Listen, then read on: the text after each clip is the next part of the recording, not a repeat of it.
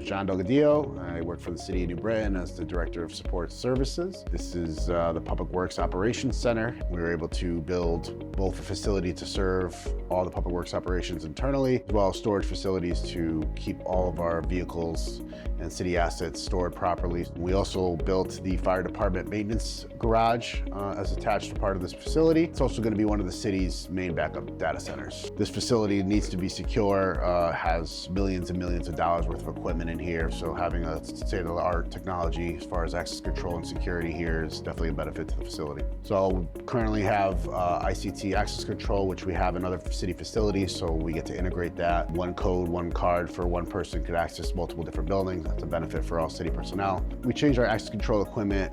It was at the end of life at that current point, so we needed to go to something else. ICT provided a really good structure as far as product and solution and support. We were able to have a centralized location where all ICT comes back to our main hub at City Hall, and we could monitor everything from there, but we could have multiple locations throughout the city that could still run off ICT, and we could see what's going on at our main location. So what I was looking for in an access control system was something that was hardy, affordable, and easy to use. So we wanted a product that wasn't going to break just by somebody walking by or vandalism. We wanted something that was going to last long. We wanted a solution that was easy to use in the back end and be able to do that on the fly, whether it's a security guard or an admin.